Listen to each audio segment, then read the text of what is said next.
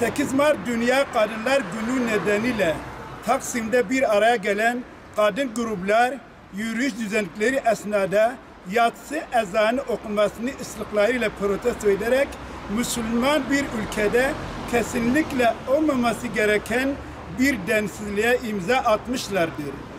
1000 yıldan uzun süredir İslam'ın bayraktarlığını yapan bir ülkede ezan sesini protesto etme cüretini göstermek ülke insanımıza ve tüm dünya Müslümanlarına yapılmış bir saygısızlıktır. Ezan sesi üzerinden yapılan bu tahammülsüzlük kesinlikle kabul edilemez.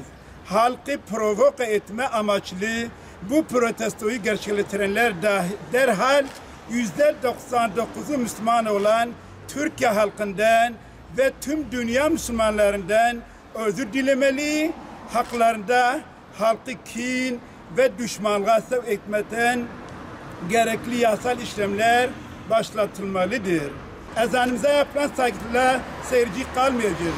İslami değerlerimize saldırı halinde olan insanlar arasında kin ve düşmanlığa alenen tahrik etme ve kamu barışını bozma amacıyla yapılan bu protestoyu inanç özgürlüğü çerçevesinde değerlendirmemiz asla mümkün değildir.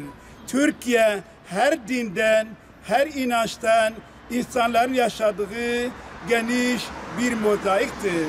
Saygı ve kardeşlik düsturuyla hareket ederken toplumu kutuplaşmaya götüren bu tür girişimler özellikle son zamanlarda İslam ve Müslümanlar üzerinde oynanan oyunlarda göz önünde bulundurduğumuzda maalesef bu olayın tamamen bilinçli ve kurgulanmış bir durum olduğunu müşahede ediyor ve kesinlikle olay sonuna kadar takip edeceğimizin bilmesini istiyoruz. Birlik ve beraberliğe en çok ihtiyaç duyduğumuz şu günlerde Müslümanları namaza çağıran evrensel mesaj, ezan sesini protesto etmek, toplumumuzdaki kardeşlik duygularını yıkmaya yönelik birlik ve beraberliğimizin çimentosu, dinimiz, ezanımız üzerinden ayrılık tohumları ekmeye çalışmaktır. Aziz milletimiz bu tür oyunları gayet iyi bilmektedir. Kimse bu oyundan prim vermemeli, sağduyu ile hareket etmeye devam etmelidirler.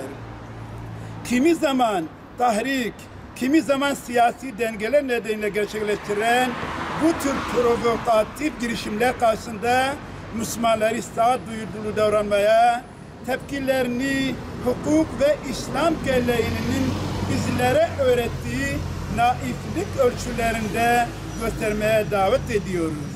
Batman Diyanet Sen Şubesi olarak hukuk çerçevesinde 650 üyemiz ve bütün din görevlileri arkadaşlarımızla bu olayın takipçisi olacağımızdan kimsenin kuşkusu olmasın.